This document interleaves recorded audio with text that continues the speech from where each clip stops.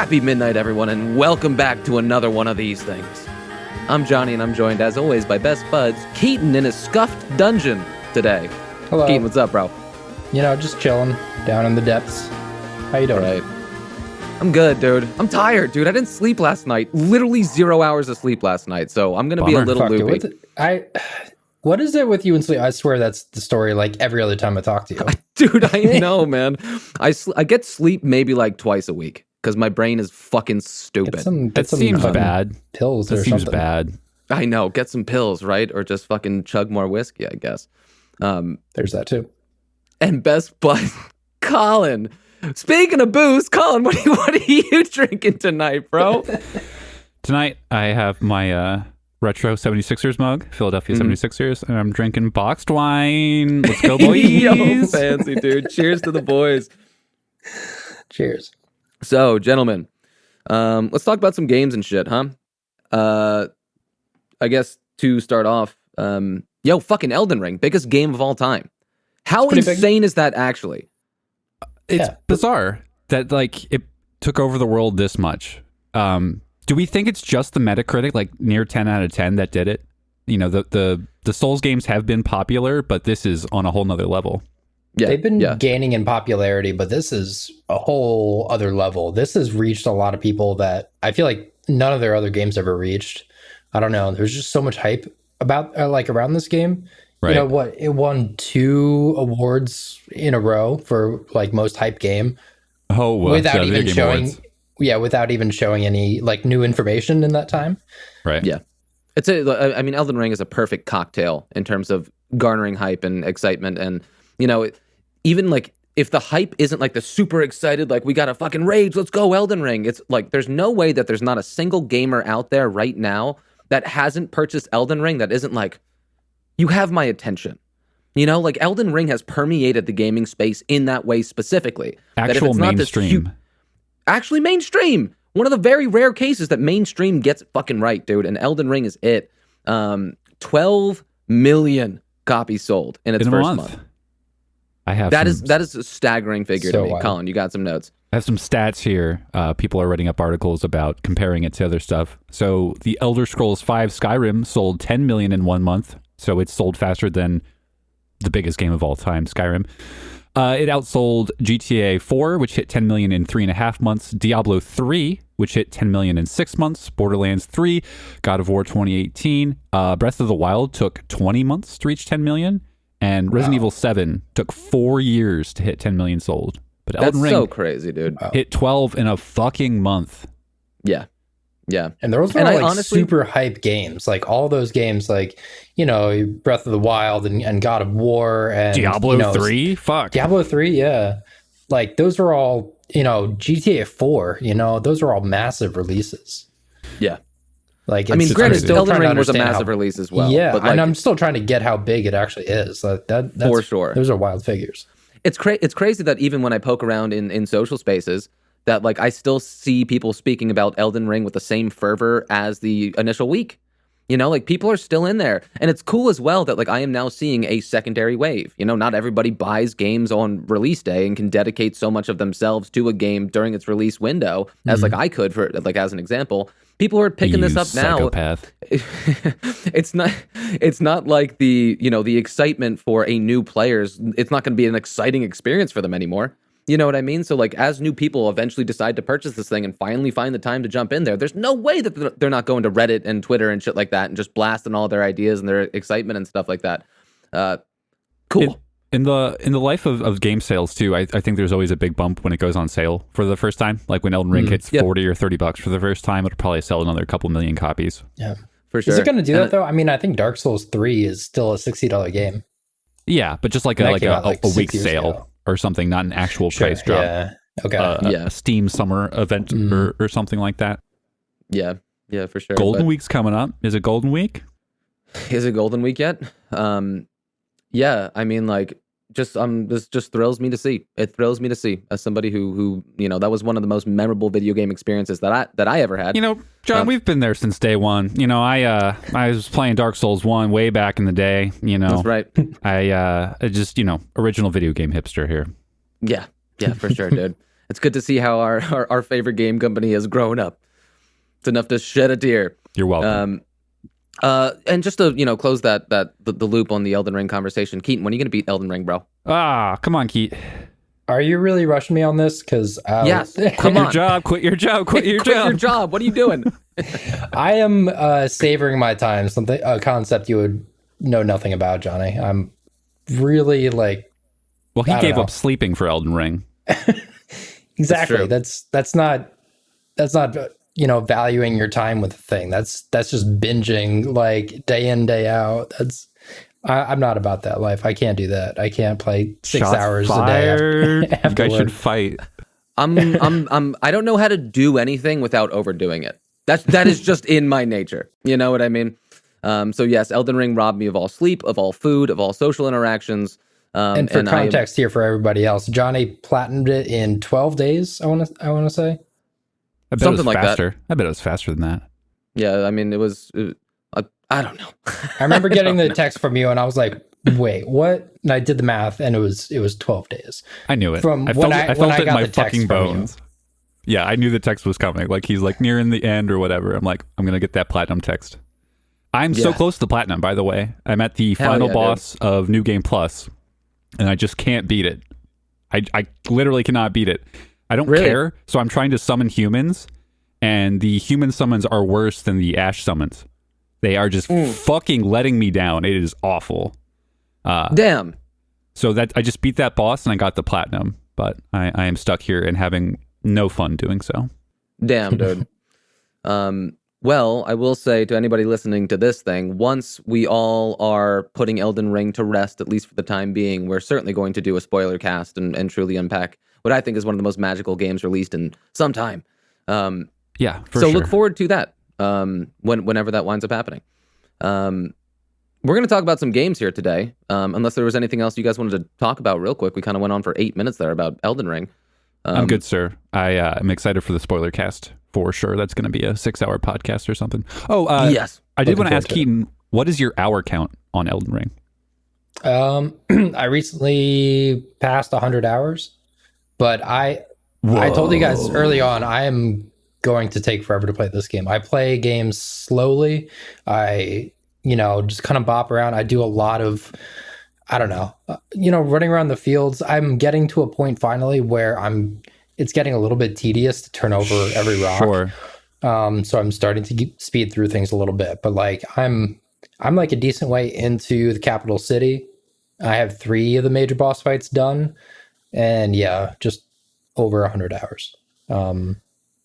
That is staggering to me. Staggering. That is absolutely staggering to Blown me. the Like fuck as somebody away. who I have exactly 100 hours in as well, and I have about 100 hours in too. My second New Game Plus run. My first New Game Plus run. I think we'll obviously talk about this when we actually get to sit down and do an Elden Ring spoiler cast. But it's crazy that each of us obviously have a different relationship to what it means to turn over every rock. And like I'm just like I feel like I was so utterly thorough throughout my playthrough, but the fact that you're only 3 mainline bosses in and you hit my current hour count when I've rolled credits 4 times, that's crazy to me. Yeah. I feel the same way. I feel like I combed every inch of that world.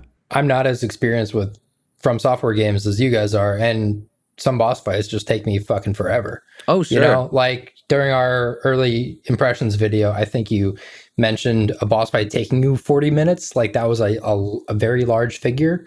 That's like an average figure for me, Like I spend hours on fights sometimes. Yeah. I think that's a great point. Yeah. Oh my God. I just want to talk about Elden Ring now, but we will hit the pause button. There's obviously a lot to unpack, but we have some other games that we want to unpack. And today we are going to start with some other newness, even newer than the Elden Rings.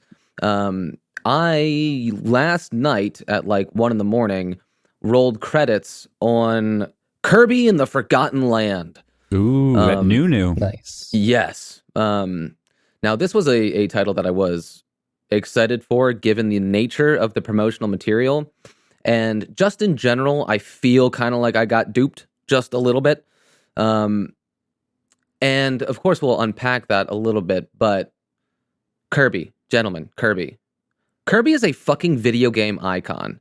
Does that little shit dick deserve to be? Yeah, I mean, I think Kirby games are always very fun. There's always a ton of variety. They always do like ton of mini games and shit. And I don't know. They always put a smile on my face. There's never anything like aggravating about them. Everything is it's a very smooth experience. It's different. It's its own thing for sure. There's not, I don't know. It's kind of an easy game. You know, it's very approachable for like anybody. And I think that's what they're mostly going for. Yeah. Yeah. Is it a kid's game? You know, kids game has different connotation, potentially negative, but those games are incredibly easy. I think Kirby 64, the Crystal Shards, is a fucking incredible game.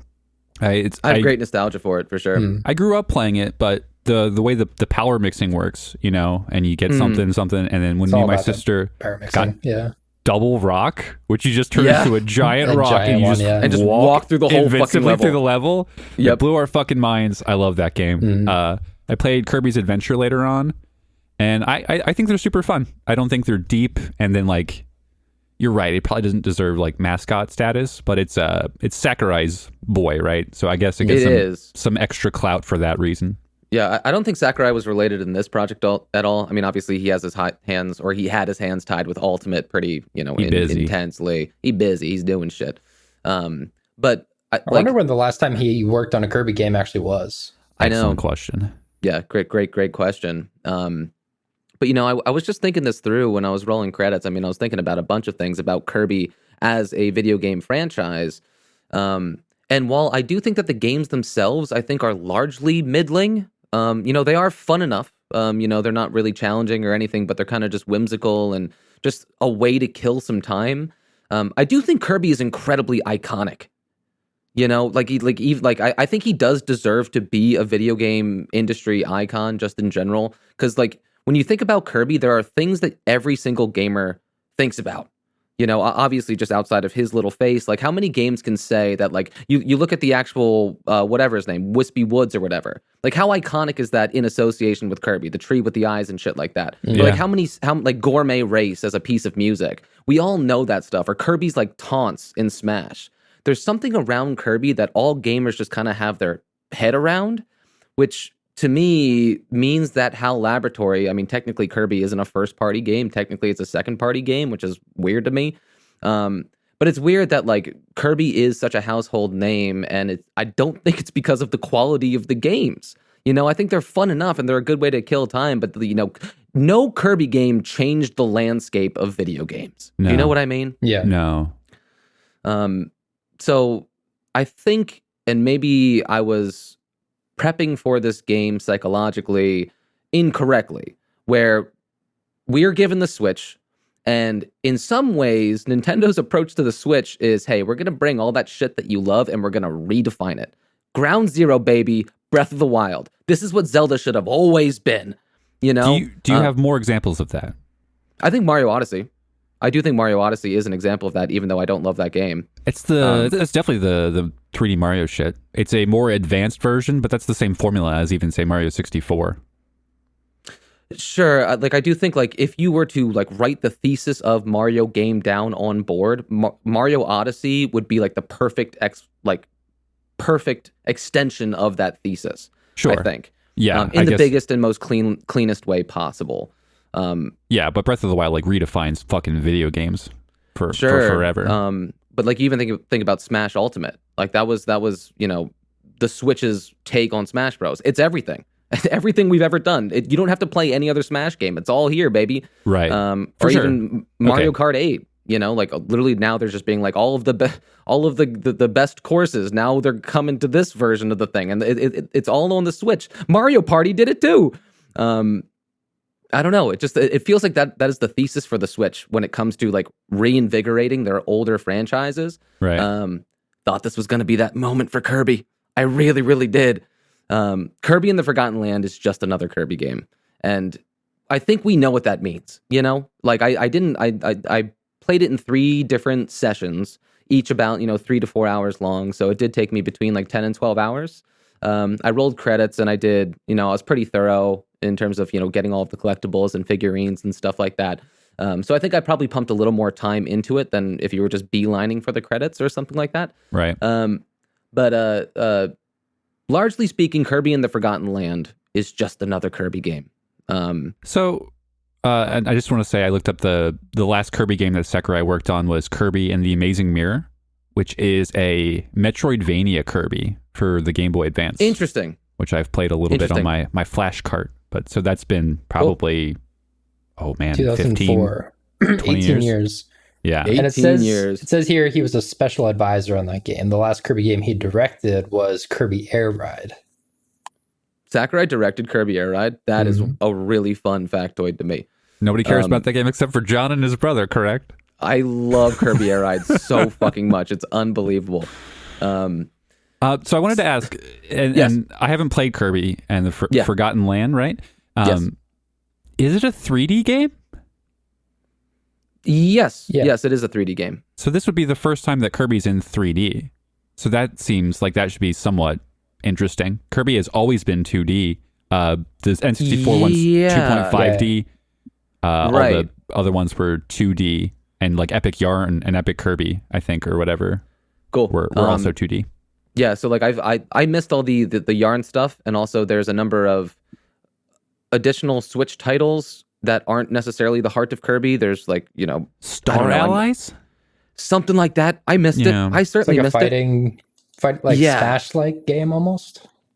Yeah, I'm not sure. And there was also some content on the 3DS, I think, as well, that I also missed.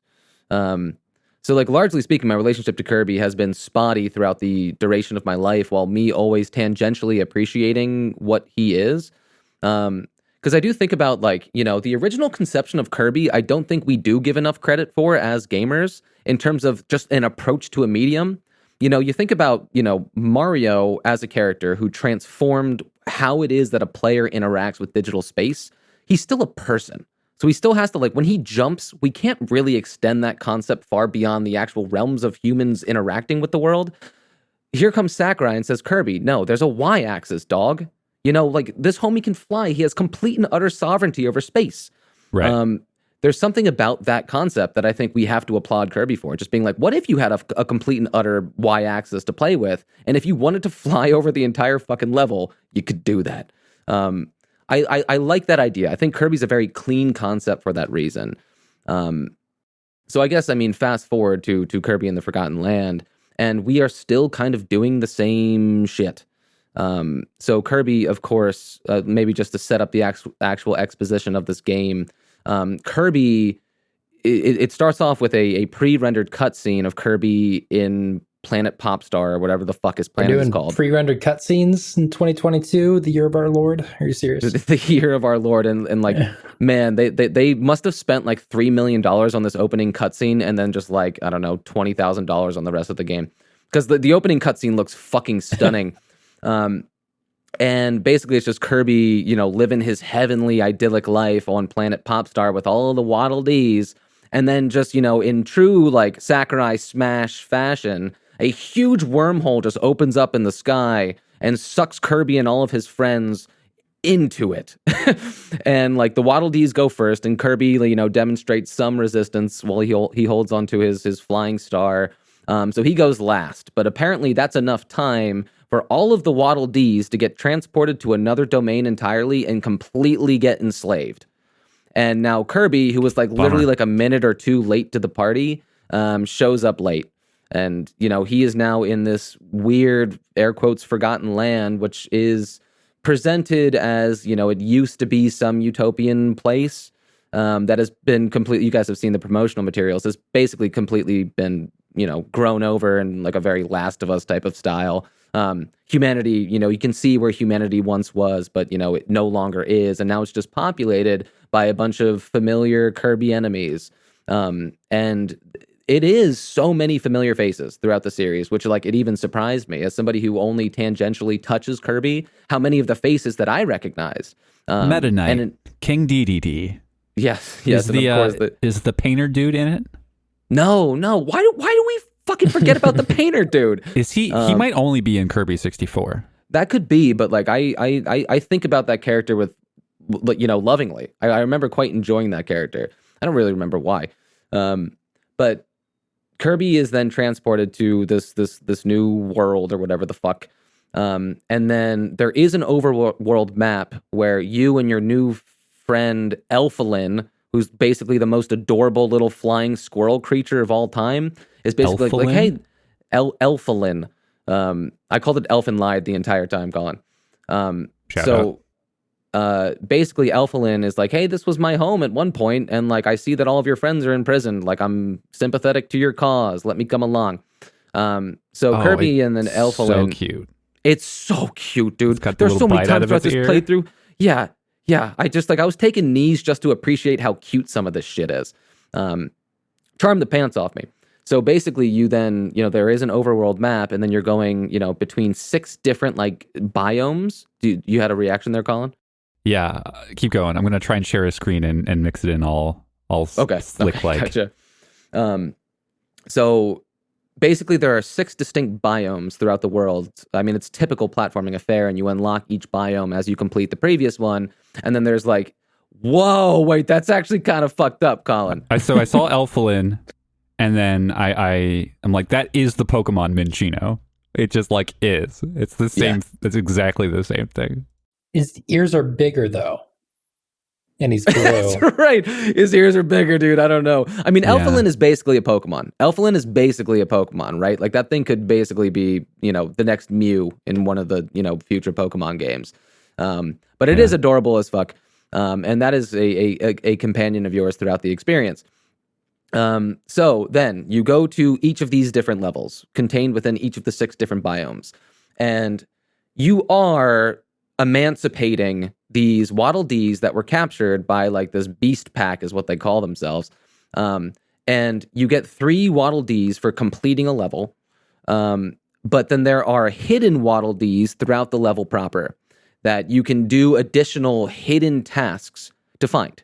So when you get to the end of a level, it shows you basically like 5 question mark things. And if you manage to do the thing, it says, hey, good job, you did the thing. Here's you freed a Waddle Dee for doing literally something arbitrary. And it drives me crazy that it is arbitrary. It doesn't tell you what it is that you do until you do it. And some of them are so fucking stupid. Like, literally, you cracked open 3 knock-knock nuts. And I'm like, what the fuck's a knock-knock nut?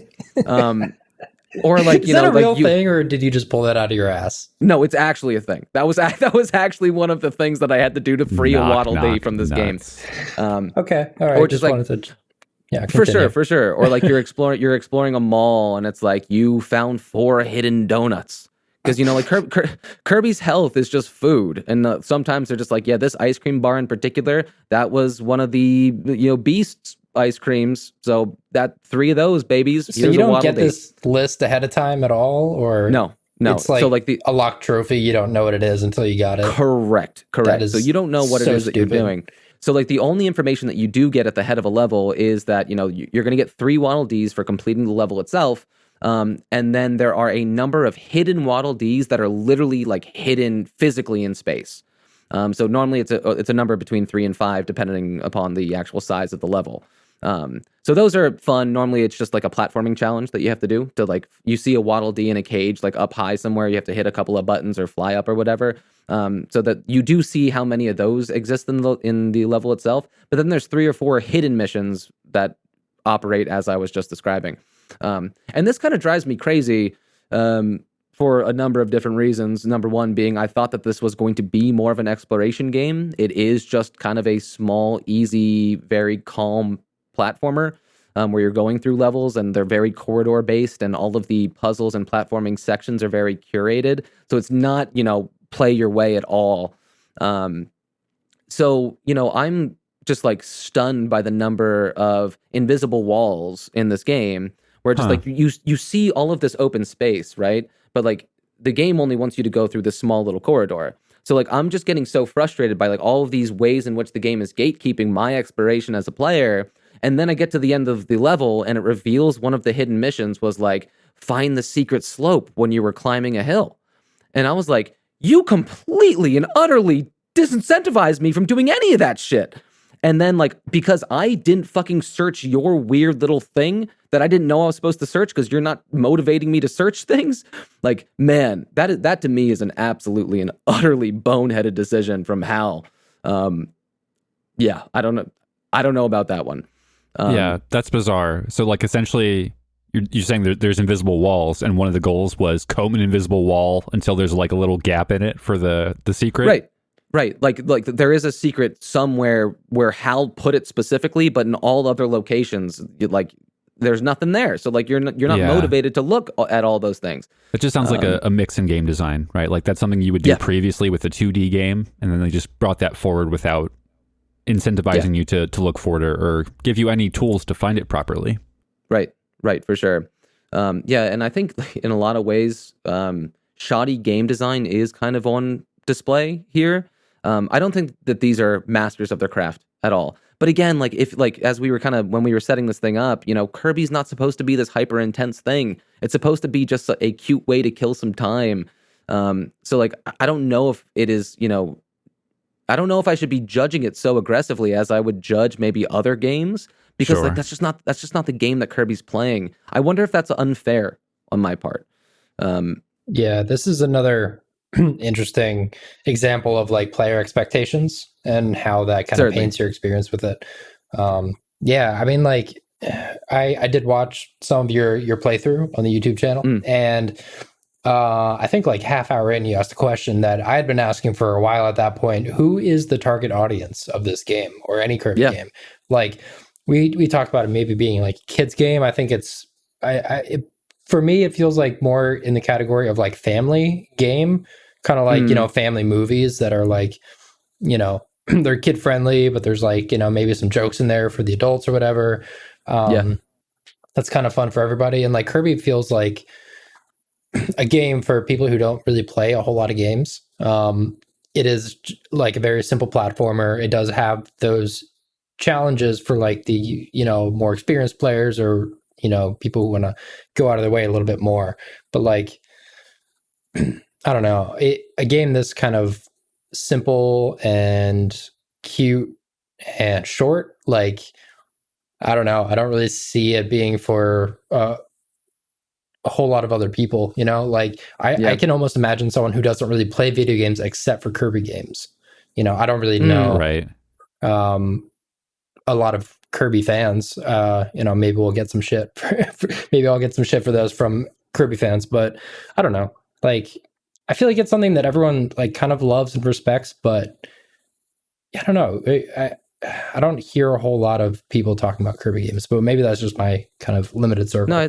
No, I certainly, and I kind of feel like exactly that what you were just outlining there, Keaton, is kind of like the framing of this entire conversation. But like I think all three of us sitting here do respect Kirby in some odd way, and like we're happy that these games exist, and like we like Kirby as a character and just the things Kirby can do. We all like it, but we're not out here playing the games or singing its huge praises. Like there's a good 20 plus Kirby games, and I've played maybe like 6 or 7 and have had fine times with each of them. Right. I don't know. I do find it odd. So yeah, I mean, there's just to maybe speak about some other things in this game that drove me to, I don't know, maybe even in the heaviest of places, true existential crises. So let's talk about it. Oh no. So like the other thing that Kirby does is he inhales things, right? And he becomes that thing, So this game's like quirk, just beside I guess it being a true 3D Kirby experience, is something called mouthful mode. And as you guys said, with the car and the vending machine. Yes. So like beyond Kirby just inhaling other like things that are similarly shaped and like kind of animated in the same way as Kirby and feel like they belong in the same world as Kirby, so that like whereby he inhales a snowman that kind of looks like him, he gets ice powers. We're familiar with this idea. In this fucking game, he inhales vending machines and cars and traffic cones and like ring lights and like big rigs and shit like that. And it is fucking so weird. It's so weird. And like, I remember asking this in my playthrough where like Kirby literally goes up to a set of stairs and inhales it. And now he becomes the set of stairs, and now he's waddling around as a set of stairs. And like I asked it in my playthrough, I'm like, dude, I need somebody less psychopathic than me to tell me how I'm supposed to feel about this, because I don't know. Like, what is the appropriate emotional response as an audience member when Kirby sucks up a set of stairs? I saw that bit. I've got it Apparently I'm verbatim. I don't want to necessarily say that I'm less psychopathic than you, but here it goes. Yeah. Tee hee hee, I'm a set of stairs. I believe that is the reaction the developers were looking for. Nailed it, I think. Tee I'm a set of stairs. I mean, you don't live in that for very long, even, right? Quirky. It's like it lasts for 30 seconds and then it's done. It's Yeah, about you as move long the as stairs. that gag gets before it's just Right. like, okay, whatever. Like, I'm over this now. And it comes back a couple of different times. And like, again, like the name of the game is just like, that's a small thing to do in a video game, I guess. Have your inflatable, weird, sucky character just become something, move it a couple of inches, and now he can get up into a new place. It's something to do in video games. And like, tee hee hee, I became a set of stairs. It makes it smally fun, I guess, to as opposed to those stairs being there. Go ahead, Colin. That really reminds me of Mario Odyssey, which he Yes, does that. yes. He becomes characters, and he becomes a T-Rex at one point, and he becomes a Yes. statue, and it's the same. Yes. Mario is this, and it's like the smallest gameplay mechanic. It doesn't have like much to do with the game at all. Yes, it's and there. that's something that like truly holds me back from loving Mario Odyssey. I feel like it's just so messy. And like there's so many small components that are not thoughtfully implemented. They're all just like blips on your radar. It's you know, gimmicky. like Mario. And It's not, gimmicky. it's It's not building gimmicky. to a larger purpose. It doesn't increase the gameplay systems. It's Bingo. just Yeah. there. I mean, Bingo. Kirby, the whole entire series for years has lived in the land of gimmicks, right? I mean, it didn't take long before, they kind of stopped doing the usual platformers and just started doing all kinds of minigame collections, and I think like a golf game, and Kirby's then they Air Ride. started Air Ride and other weird mix-ups of the Sure. genre. Like totally respect it, like just throwing some new shit at the wall every single time. It's kind of ballsy, and like I don't know, maybe some interesting things have come out of it, maybe not. Like we've been saying, I haven't really played these games either, but Sure. yeah, I mean, this is just like even more variety. I feel like just trying to spice things up any way that it can. I hear that. Not saying anything to the effectiveness of that. I think that probably gets pretty old after several hours of that. But Sure. I mean, I think that point is definitively true, Keaton. There's something that maybe it's just based off of my personal tastes. There's something about like cars and traffic cones and such that like they feel so out of place in a Kirby world, where I think Kirby specifically as a world feels so distinctly its own that like when you begin to throw T-Rexes in Mario, or you put 18-wheelers in Kirby, there's something that actually feels like you're fracturing a clean world and introducing, I guess, erroneous elements unnecessarily. Like I don't know, like Kirby was so clean, and like, is there a way that you can't iterate creatively on new ideas that doesn't necessarily break the immersion for me? I don't know. And obviously I'm not a game developer, so, whatever. So yeah, I'm going to blow through a couple final points here. I was thinking about the actual idea of Kirby becoming a number of different powers, and this was what was driving me so batty as I was thinking it through, is like, so you think about all of the different powers that Kirby can inhale from an enemy, take upon himself, and then implement to fell further enemies. And I was thinking like, there's like, I don't know, 12 to 15 powers in this game, your Right. typical ice, fire, slash, hammer, bomb, those types of things. And I was actually thinking about how different they were from one another, and I couldn't really put my finger on it. All I was thinking about was like, throughout all of the different iterations of Kirby's powers are just like, to you as a player, where do you want the hitbox to be? That's what I was thinking about, right? So like if Kirby has That's a spot sword, on, man. it's just like, do you want the hitbox to be horizontal? Or if you want the hitbox to be vertical, you get a hammer. Or if you want the hitbox to be delocalized, you use the gun. And now the hitbox is just away from Kirby. Or if you want it to have a little sparkles and away from your body, then you use the bomb power. They're all, it's just like, where do you want the hitbox to be? And I was thinking, what a fucking boring premise. And then I was thinking, that's what all video games are when it comes to choice in video games. Is where do I you was want just the going back hitbox to to Elden be? Ring and thinking about different weapons. What? Yeah. Do you want a straight sword or a curved greatsword? What's the difference? Well, But that's also about when and like where is weapon the hitbox? weapon Yeah. speed, though. Like if Weapon you use a quick speed, yeah. weapon, I mean- you're attacking faster versus a heavy weapon that can stagger enemies quicker. There are more variables, much more than just deep than placement. Kirby. Yeah. Yeah, and I think with Kirby specifically, it was like, so like when you're attacking an enemy in Kirby, it literally is the entire body is a hitbox. So it's literally, you're playing games of ones and zeros. Either you hit it or you didn't. So it feels like when I'm engaging with these different powers, if you're using ice or fire or whatever, it's a slightly delocalized, less so than a gun or a bomb or something like that. It's just, in what direction do you want to hit the enemy to fell it? And I thought that just such a shallow principle that I was wondering how much like is the fact that Kirby is blowing a fireball interesting enough to sell that premise to me? Because that's kind of what it is. It's just a flavor thing. Like Kirby, he now has a fire hat on.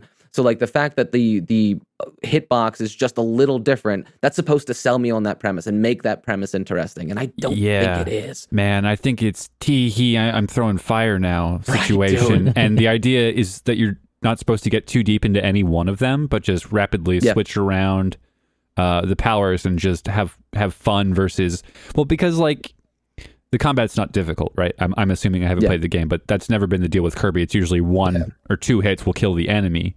So it's just trying to variety to keep you going versus there any specific challenge in the combat system or anything like that. Yeah. And, this game is certainly not challenging. And I guess like they tried to take this power-up idea and make it a little deeper, where like, so you're going between these different worlds in the world map in each of the biomes, but after you accomplish or like finish one of the levels within the worlds, a specific, they call them treasure roads. They're just basically isolated challenges. They're kind of like Breath of the Wild shrines.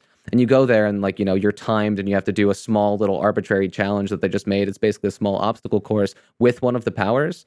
And then you get a specific resource. And then if you get enough of those resources, you can go to a place where you can upgrade each of the powers, and each of the powers have 3+ upgrades, where like every time you then inhale, an ice power, it's going to be like a level 2, so it looks a little different and it's a little more dastardly. And then you get a level 3 and it becomes a little more dastardly. I think it's in there just for the sake of the gameplay loop. So you're not just going level. It gives you a sense of progression that I think Kirby would be woefully lacking otherwise. So thumbs up for that, for the pace breaker. And just shows that I think at least HAL has their head around the problem of power-ups and maybe how potentially boring and arbitrary they are. The idea that, it's different when your third level up of the sword power-up, you get to put on Meta Knight's mask and have Meta Knight's powers. That means something a little different, that you are actually working towards something. But are all these abilities the same, just the classic abilities? Like everything you've been naming so far, I feel like I've seen in like every Kirby game ever, except for like the very first one that didn't have powers. Like how, besides like the mouthful powers, like is there anything like really new? I don't think so, man. I don't think so.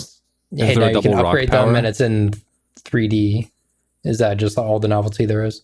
I think so. No, there's not a double rock power, Colin. Fuck this game. Fuck it. I'll say that I personally was familiar with each of the powers. As someone who doesn't play a lot of Kirby games, I personally was familiar with each of them. So I don't think that they added anything too new. Maybe outside of like I was talking about, the powered up versions of them. Like I've been Fire Kirby before, but I've never been like Dragon Fire Kirby before, where he's wearing like a dragon's helmet and he's like spitting purple fire. So yeah, I mean, whatever. Mini bosses in this game are insane. And this is like when this is not a $60 game. This is easily a $30 game. You will fight the same mini boss 30 times in the game. And I don't mean that just like literally a health bar will come up. It's the same 4 throughout all 12 hours of your experience. And they're like in every world, they don't change them at all. It's just the same freaking thing. Jeez. I think about that a lot in terms of padding content. Like literally before we started doing this, I was just cleaning up, doing some post-game stuff, and there was like a boss rush mode. I'm like, you don't need a boss rush mode. Like the game itself is a boss rush.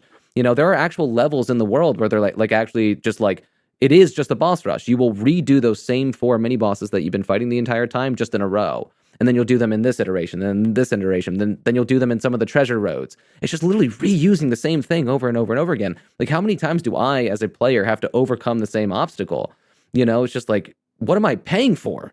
I'm paying for a game, but then the game says, here's the same thing over and over and over and over again. And I'm just being like, man, like that doesn't make your game more robust. That just makes it more tedious and bloated and boring. I do wonder if that's as simple as a 6-hour playtime versus a 3 to 4 hour playtime, and that they actually did need to do that to pad it out. And Certainly. whatever blowback they would receive by saying it's too similar is not the same as the blowback they would have if they sold a $60 2-hour game, you know? Yes, for sure. And even like the bosses at the end of the worlds didn't make much sense. So like at the end of the first world, it's just a giant gorilla who's like inside of a shopping mall. And like, it doesn't really make any sense. You know, at the end of the carnival scene, it's literally a furry. It's like this super sexy cat who has this huge thick ass and like skinny waistline. What? And like when she jumps off of a building, she gets stuck and she's like, "Step brother." It's literally insane, and I do not know what Kirby was fucking playing with there. What's this character called? I'm just kind of Clawreline. I get it. And she was just the end of the, like, it made no sense for the end of the carnival section to be a sexy cat. But then they do something spectacular. At the end of one of the worlds, they have a boss called like, what's his fucking Silly Dillo. Silly Dillo is his name. And like, I fucking love this boss fight. It's the like, if Kirby played with this energy the entire time, it would be so much better than it is. So like, you know, obviously just arbitrarily throwing a gorilla at the end of a shopping mall isn't interesting. Throughout this entire world, you're seeing weird collections of trash and dross and just like weird things constructed out of scrap metal. You get to the end of this world, and Silly Dillo is this psychotic armadillo who's like has his tongue sticking out and his eyes are cross-eyed, and he has Kirby's like hanged from his ceiling. And like has all of these weird bits like collected, and all he does like during his boss fight is attempt to catch you in cages. Like the thing, like you can see now like why and how all of these Waddle Dees are in cages. You know, like you see the crazy motherfucker responsible, and he has it out for Kirby because we're undoing all of his work. And then in his second phase of his boss fight, he literally whips out a sex doll and starts throwing it at you, made of trash. It's an armadillo that has like a sexy bra and shit like that, and he starts dancing with it, and then he throws it at you.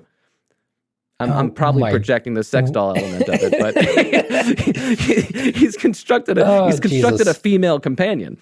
Well, now I need to check your playthrough video and see if you are just a deranged pervert or if that's actually what it is. Jesus Christ. Yeah. Who's the deranged pervert? Is it Johnny or is it Hal Laps? We got to get to the bottom of this. That's right. But like, I'm just thinking, man, like if you were that flavorful with integrating both, you know, the world building, why things are the way they are, and having actual flavorful, meaningful bosses at the end of the thing, I'm going to be more willing to engage with it, as opposed to it being a gigantic gorilla in the parking lot that makes no sense that he's there. Of course, DDD's back. Of course, DDD is back. They do a classic like bait and switch at the end where like DDD is the final boss. Lol JK, he's not the final boss. And he actually kind of like allies to your side and then winds up, you know, in the end, hanging out in your hometown. And this is the best thing about the game, is that there's a hometown where every time you save the Waddle Dees, they go back to Waddle Dee Town and build a town. Like as you free more of them, so this is a base building game? Yeah. Yes. I mean, you as a player have no say in what it is that they build, but basically as you free more of them, different amenities and shops and stuff like that open up. And then Kirby can, you know, play some cool mini games and like, you know, buy additional power-ups and stuff like that. But it's just a sense of stakes. It's a place to go back to, and Kirby even has a home there where you can sleep and get your health back and collect figurines. I am a slut for figurines. Holy shit, dude. They have like the Shenmue, like you put 25 cents in and then a figurine pops out and there's like a whole collection of them. I love that. Yes, dude. You're a slut for figurines. I think we're getting some more clues on this sex doll story. Bro, as if it was any secret. Come on, dude. Yes, but I mean, like I like the not the pervert, but the OCD brain in me loves collecting those little fucking things. You know, the moment I got that Clawreline figurine, holy shit. Did you get all of them? No, there were simply too many, and it got like the later, more legendary ones are just simply too expensive, where you have to like actually grind currency to unlock them. Oh, gross. So yeah, I simply wasn't interested in doing that. So yeah, I mean, like largely speaking, the game I think is largely missable. I think it might even be sub 7 out of 10. You know, little disappointing. Well, there is a multiplayer though. I bet that Yes. would elevate the experience. Like, this is one of those games that I probably wouldn't play, but if I had it available and like I was with one of you guys or I was with my girlfriend who doesn't really play a lot of games, like I could, I could sit down with this for a couple hours and have a lot of fun. I think. Yes. This would have been a super fun game to like sit down with a date on like the couch and just like split a bottle of wine and play through Kirby. That is a perfect way to play this game, I do think. If you're coming at it from like a hardcore gamer thing and like taking it seriously, or even like just taking it from a critical approach, which is kind of like where I took it, If you, like if you think about it at all, the game is kind of awful. Right. Just don't think about it. If you don't think about it, I bet you'll have a good time. Yes, exactly. So like in the final sequences when Kirby literally inhales an 18-wheeler truck and is flying towards the sun as he's jumping at the god of the world, don't think about it. Don't worry about it. Yeah, let's don't go. think about that. Fuck. You're better off not thinking about that. Yeah. But I mean, there are plenty of games we can describe like that, right? I mean, look at Mario Party. If you just sat down and played Mario Party on your own with 3 PCs or CPUs, that's psychopath shit, bro. Yeah, it's psychopath shit. But like, imagine you just didn't have anyone else to play with, or you only have one controller, and you're just like, well, I hear good things about this game. I guess let's try it out. And you don't realize you're not playing the intended way, like at all. And you're just gonna be like, wow, this game is garbage. Like these games are ridiculous. There's so much luck involved. Like this is so stupid. And then you play with 3 friends, and you're just like, oh, this is so stupid, but it's the best shit ever. Like, it's The meta it's the only good part of Mario Party. It's just the meta. Like everything is dumb about it. You can be kind of good at the mini games, but it's just the psychological torture of playing with your friends. Yes. So I'll stop talking about the game here because I think there's anything more that I would say would be just even more redundant than I've already been. So I will leave it there. The final point that I will make, and I just find this hilarious, is that one of the final things that I got in my Waddle Dee town was an observational deck, where like I went on top of the deck where you can actually look out at your town and see all of the work that you've done and see all of the Waddle Dees in the villages and stuff like that. This game's tech is so bad that when you get up there, you see all of the Waddle Dees literally waddling around at like 2 frames per second. Nice. And it's the funniest observation deck of all fucking time. Well, they did it to themselves, right? They knew that would happen, but they put it in there anyways. Just don't put that in there. What were you thinking, dude? I'm going to put this observation tower. Now, it specifically shows off our game's limitations, but do you think we just like roll with it? What do you guys think? Yeah, keep it in. Fuck it. Yep. I feel like they could have, I don't know. It would have been more work, but they could have made like, lower poly models for all the Waddle Dees, and it probably would have been a lot better. I don't know. Maybe they did like that. It was still garbage, but do you look through a lens, or do you just use your camera to peer off? Yeah, it's just the camera, and you just get like a nice open vista of it all. Gotcha. But it's weird that like you would just assume that like you would have that be a moment, and it just became a moment that I was laughing at. So yeah, I mean, if you were gonna buy this game, you've probably already bought it. I think that Kirby and the Forgotten Land is a perfect game to watch one of your favorite streamers play. So go watch me play it on YouTube. Hey, got him. Get him. So yeah, I mean, that's going to end it for Kirby. Why don't we switch gears quite a bit, dude? I'm excited for this conversation. Colin. John, can you let the viewers/listeners know at what link they can get to our YouTube channel at? Oh, fuck, dude. It's YouTube/C/Happy Midnight, baby. There's a .com in there, I think. /C I think there's a .com there too. /Happy Midnight. We got the link. Thanks to everyone who has subscribed. We broke 100 subscribers. Yeah, we beat awesome. this, I'm going to say it, shitty rock band called Happy Midnight that was trying to steal our shit. And the feud is now public. Oh, man. Go comment mean stuff on their shit. I don't care. Please don't harass this band. Oh, my God. Just or do. We haven't done it. Come on. Is it wrong to incite violence? I don't think so. I think you can just incite violence. There's never been any repercussions for that, right? No. Like I don't think so. I don't think so. Historically, that's always worked out great. I can't think of any examples. Nothing recently. Nothing recently last year or something. I don't know. No. Oh my fucking God. So let's try to put the rivets back on the wheels of this car. Colin, tell me what game you're going to be talking about today.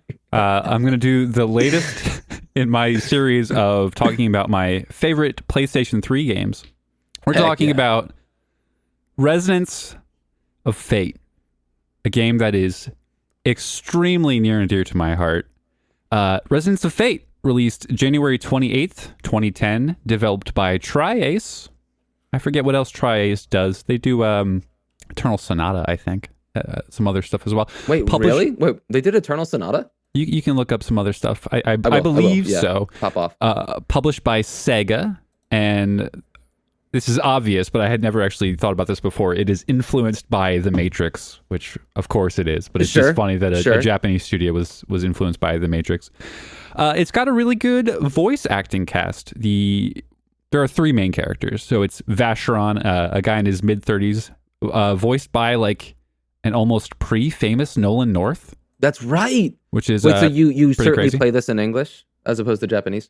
I believe actually maybe no I'm not option? even sure if you can. Yeah. They remastered it in like 2017, so I wonder if that has a dialogue option.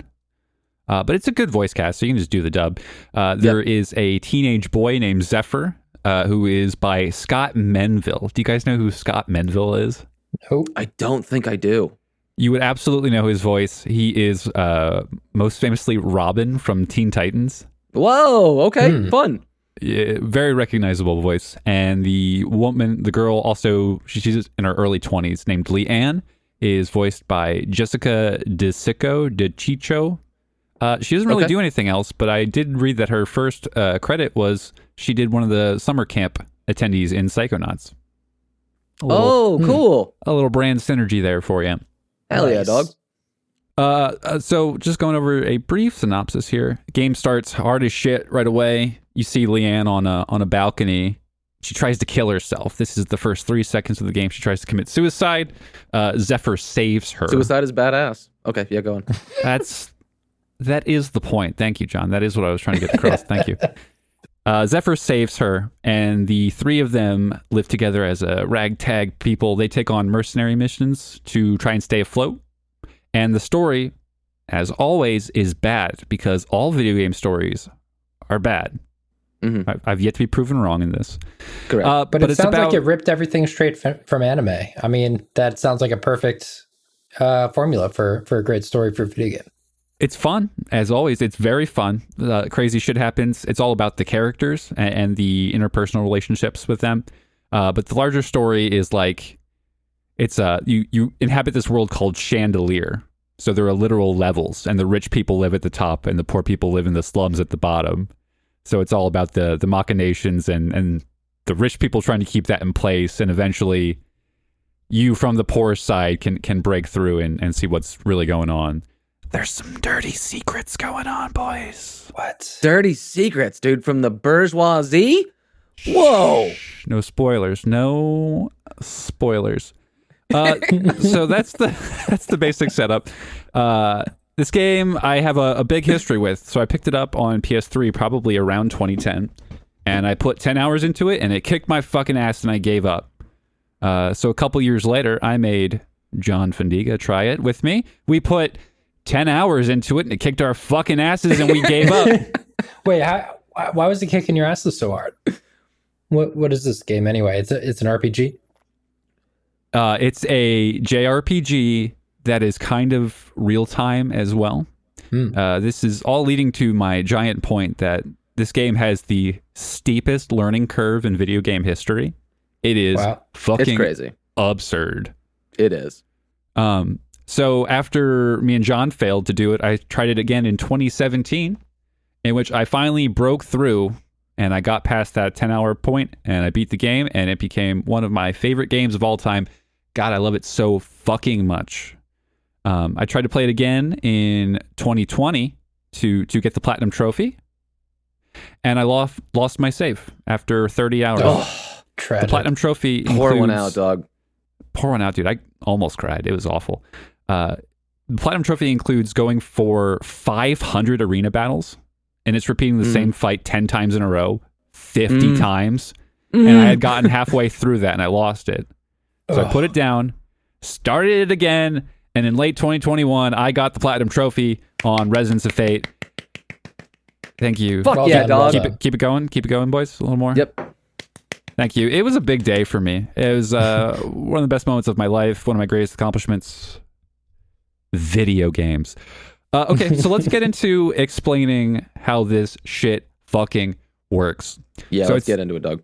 It's technically a turn-based game, but when your turn comes up, you can free move around with an analog stick, you can fire, or you can do something called hero actions, which is the fucking Matrix shit. You press square, and you get a little pinpoint that you can move across the arena, and you place it where you want to go, and then you engage it.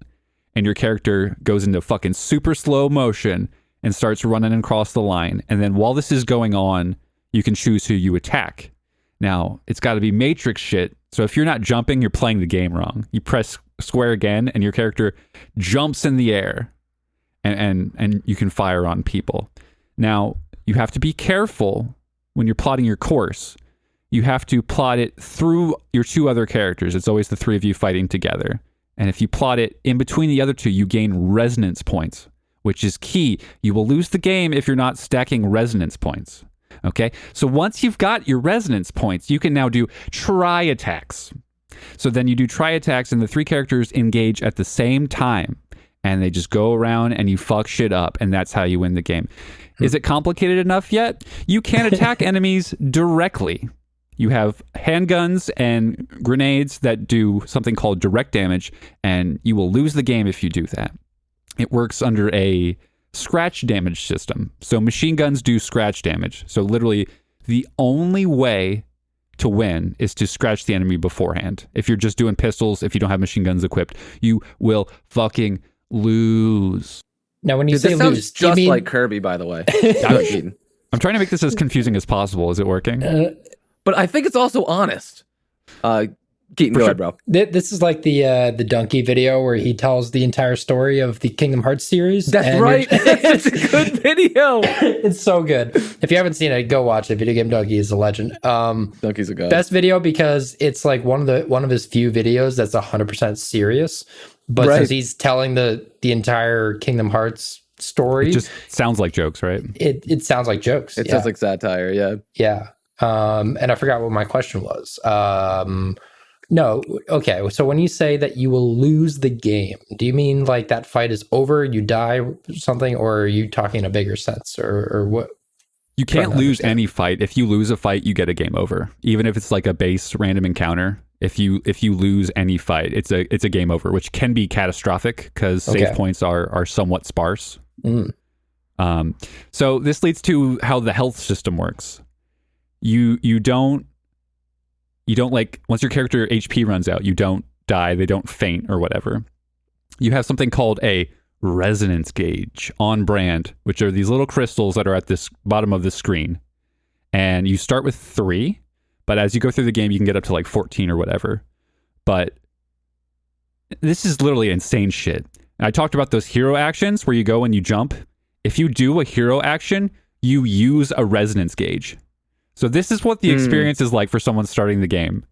You go, you do a hero action, you do some scratch damage. You go, you do a hero action, you do some direct damage. You go, you jump again, shoot again. You're in critical condition and you got a game over. Because each jump uses up your literal health points and you fucking die. That's insanity, The dude. game That's is insanity. crazy. Yeah. So, but you need to do the hero action because that's how you get the real damage done. You could restore the resonance gauge by breaking parts off of enemies, breaking their shields, or killing them. So, what is like common sense in video games on bosses? You kill the enemies, right? First, yeah. Nope. You've got to keep them alive. They are what restore your gauge. So you want to run. You want to do a you big need to keep them scratch alive damage. long enough to like pick some off to refill your health, so you can keep attacking. Yep. That's and you want to do it. man. You want to do it slowly. You want to break off an arm, break off another arm. Don't kill them because you need those resonance gauge points. Slowly and surely. Holy fuck, dude. So this is what's crazy. And then there's a good tutorial, but it's the kind that you have to seek out and do. There's an arena. At the arena, you can do tutorials. And I don't think it's in most gamers' natures to opt in to like a 2 to 3 hour tutorial and really like internalize all of this. Oh boy. And the stopping point that we talked about is this like ice arena where they just freeze your character. And at this point of the game, you only have one machine gun, which is the scratch type.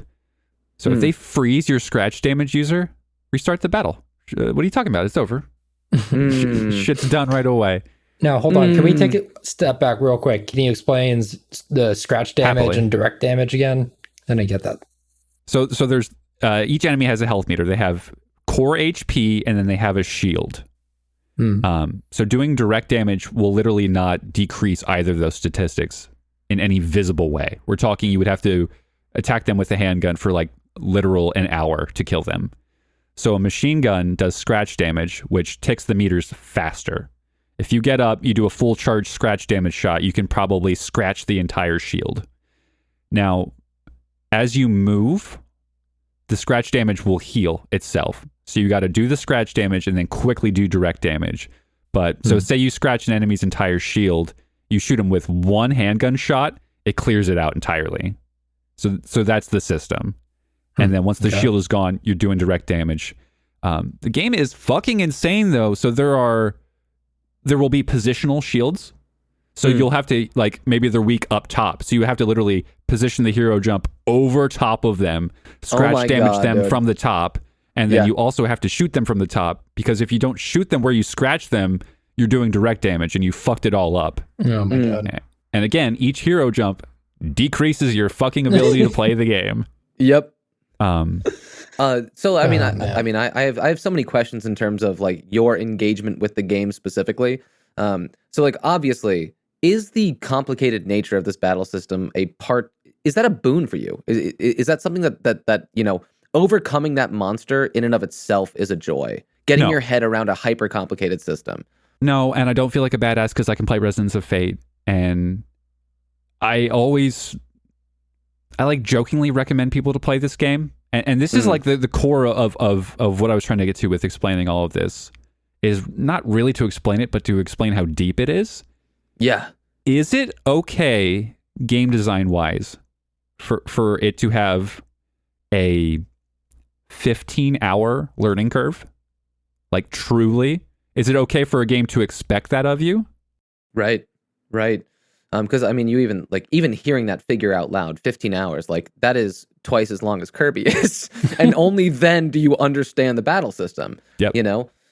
So I mean, like as you were describing all of that, like to me, as somebody who really like loathes, what would you even say, just like the redundant nature of all video games. Hearing a system literally as originally outlined as you just did there, Colin, that excites me, and I give nothing but a fucking thumbs up to Treyarch for doing something wacky and cool and insane. And it obviously it's not enough to simply be creative and out there for being out there's sake. It obviously has to be worthwhile in the end. So the fact that you sing this game's praises at the end of the thing makes me think that, like, dude, you can give me a 15-hour long tutorial if you make it worth my fucking time. But you have to prove to me that my time, that you respect my time as a gamer. So like, I mean, I'll kind of, you know, slingshot that question back to you. As you were beating your head against this thing, is the game in other ways giving you feedback to demonstrate to you that this is going to be, you know, she's in it for the long term, dude. You know, she's not hitting and quitting it. She's here for the long term. Is the game constantly giving you that feedback? Or was this a personal struggle? Well, I mean, so like the example is that I had to try the game 3 times, 10 hours each, before I finally understood it. Yeah. It just doesn't handhold you, like, literally fucking at all. It gives you the tools, but it doesn't, like, really explain to them. Like, so the secret to the wall that we were talking about, the ice area, is fire, which makes sense, but what it does is it skips the entire scratch damage portion of it. You throw a Molotov and it starts damage over time ticking their health. But if you're not thinking, because you're still trying to learn the fucking ropes, you're going machine gun, you're going handgun. And you can also craft incendiary ammo. But if you're not paying attention to the crafting system, There's like in RPGs, you can kind of just get away with doing your strategy, or in Elden Ring, you can just be better at it, but you have to engage on every system to the max. And that's what like you didn't learn. Like there is no small system in the game. Every system matters, and you have to know how to utilize it. And different battles come at you. One of the other big things is you don't have to kill all the enemies most of the time. If they mark a leader, you can end the battle. So if you know what you're doing, you just snipe the fucking boss in 2 seconds and you crush it. But normally you're like spazzing out and trying to do that.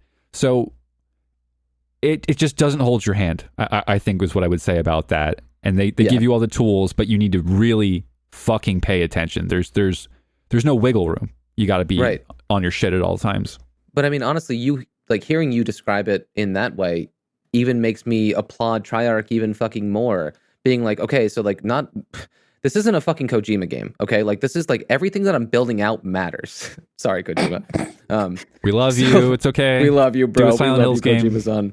Yes, please. But like you have to have your head around all of the microsystems in order to, in a macro type of way, get the job done. Versus Elden Ring, where like, literally having played 100 hours, I still haven't cast a single spell.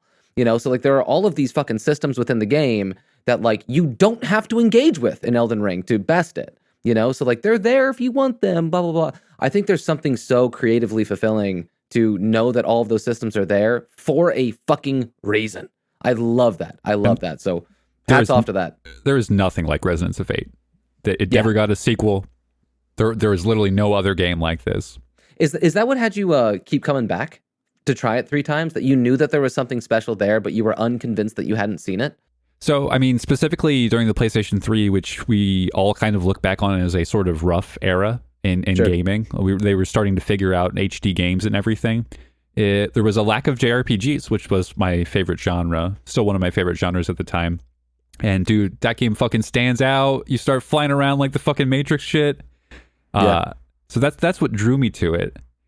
And I, even when I was losing, I enjoyed the game. So I kept wanting to break through, and I'm so happy that I put the time in.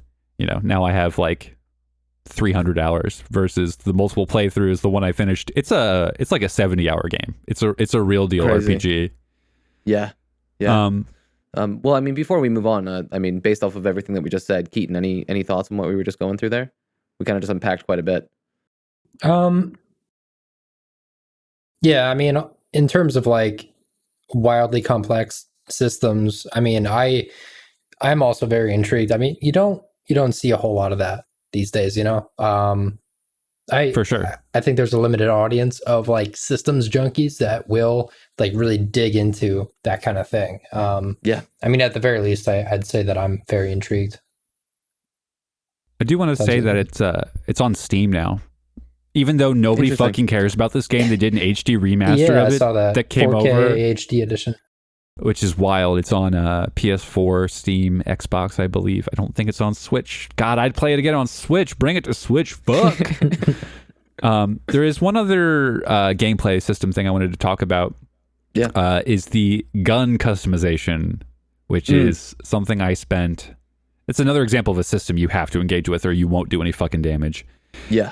You buy parts like a scope and like a better barrel, and it is so comical, and it doesn't affect the way the guns look, but it opens up this giant grid screen. We're talking they're little squares, but we're talking maybe like 40 by 20, and they all interlock in crazy ways. So you can buy these, or largely you're crafting them.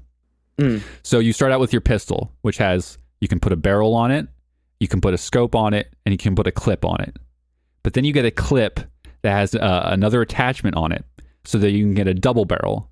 But then you get the expander double barrel, which puts another barrel on the bottom. So I should have took a fucking screenshot of my guns.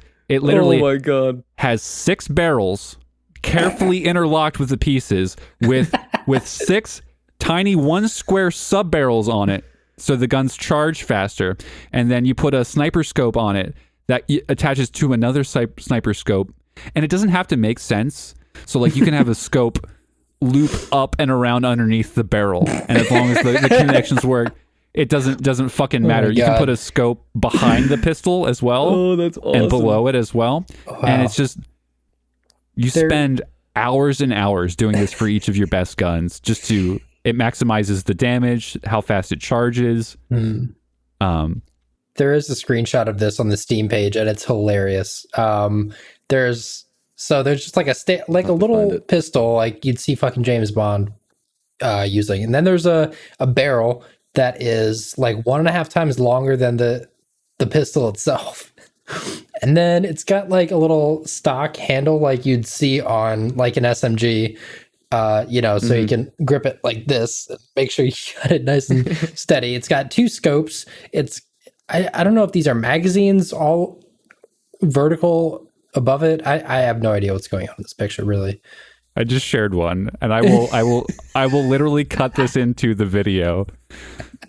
So the pistol is put at the top there. It has a scope, which has a subscope, and that's what I'm talking about, how it doesn't have to make sense. That scope is pointing down into the barrels. And then all those to the left there are barrels. So you got your major barrels, but the T's allow you to put sub-barrels onto it, and he's got the clip underneath the gun that also has the T expander barrel, and that right there is an X adapter, which allows you to put another barrel on. So he just he stacks those all the way down. This is better than I got, but this is about what my guns look like. No, so wait, does this change the model of your gun like in game at all? No, Do you that's get what to I see wanted to any mention. of this? Damn. No, it just looks like a normal pistol. But you do bad. this for every fucking gun. It's so good. And you can see everybody knows to do it. And the thing is, it's not as easy as it looks. You have to get the right parts. So I literally spent probably 10 plus hours of my game going to the shop, buying new stuff, seeing what would fit. Oh and my just God, dude. constantly changing stuff out. And that's how deep it gets. That's crazy. Game is so good. Fantastic. Shit. So I mean, like, even like within the nature of like what you were just describing there and showing us pictorially, there is a just definitive wackiness to this game that I distinctly remember. I remember the energy of this game and the way in which these characters behave and the social dynamics between them, despite like literally the story starting on such a bleak note. I remember it being in flavor that, everything's just out of control wacky. It's goofy. Is that preserved throughout the entirety of the experience, or does it wind up being a more bleak JRPG type of thing with just like kind of the moment to moment being silly, over the top action, 30 barrels on your gun type of shit? It's silly early on. They run into some of the tropes, like Zephyr stumbles upon Leanne taking a bath and slaps him across the face, and then the whole rest of the mission he's got a red mark on his face. That's fun. The funniest fucking moment of the game, I may cut this into the video too. One of the missions is you have to get a bottle of wine. This is the mission in the ice cellar, chapter 5. And it's Cardinal Barbarella, who has the most comically large breasts. And she's giving the mission to Vacheron. And he like zones out entirely. He's like, I'll get a bottle of wine, I'll get another for myself, and we'll party. And it goes to this surreal shot of him in the dark, and he just starts dancing to himself. And he's just thinking about her breasts and getting the wine, and it does this for forever, and he's not paying attention to whatever's going on. And it's just fucking bizarre and hilarious. That's awesome, dude. That's so funny. But it gets serious. Vacheron has a dark past. He drops real fucking life advice on Zephyr. Zephyr has a fucking dark past.